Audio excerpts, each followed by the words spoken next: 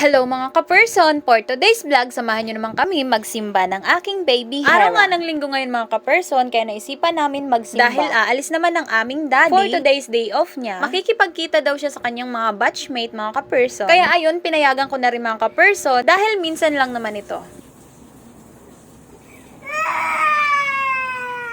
Sa kalagitnaan nga ng aking paghuhugas dyan mga ka-person ay nagising ang aking baby. Alas 7 ng umaga na nga yan dyan mga ka-person. At tapos na rin naman kami mag-almusal bago umalis ang aming daddy. Kaya naghugas muna ako ng pinggan para pagdating namin galing sa simbahan ay wala na akong hugasin. Ayaw nga dyan magpalabag ng aking baby pero nagawan ko naman ng paraan. Nalinlang ko siya mga ka-person, charis. Kaya ayun, habang nagliligpit ako ng mga laruan niya at ng kalat, buti naman po at nagpalapag ang aking baby dyan. Pero kita nyo naman mga ka-person, kung nasaan ako ay andun rin siya. Kasi niyan mga ka-person na nawawala ako sa paningin niya. Kaya hirap na hirap ako gumawa buti na lang superman tayo mga ka-person at mahilig tayong gumamit ng time management. At habang nagliligpit nga ako dyan mga ka-person, nag-init na ako ng tubig pampaligo ng aking baby.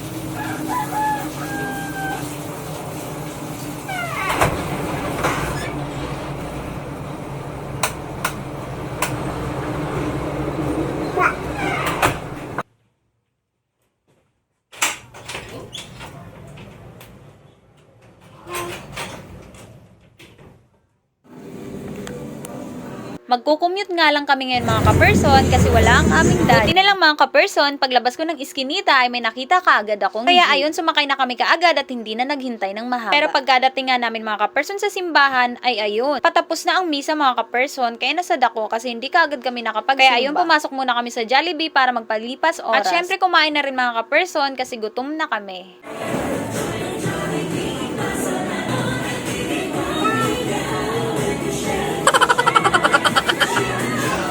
At nung narinig ko na nga na mag-i-start na ang misa mga ka-person, ay agad-agad kaming lumabas para magsimba. Ririnig naman ito mga ka-person kasi nasa tapat lang naman ang Jollibee. At ayan na nga mga ka-person, pumasok na nga kami sa simbahan para magpasalamat sa mga blessing na natatanggap namin, mga trials na nalalagpasan namin, at sa kalusugan na meron kami ngayon. At syempre, nagpapasalamat din ako kay Lord God na laging safe ang pamilya ko. And after mas mga ka-person, ay umuwi kaagad kami ng aking baby dahil may naghihintay na labada pa sa bahay. Ganun. Hanggang dito na nga lang mga ka-person. Salamat sa panonood. Bye!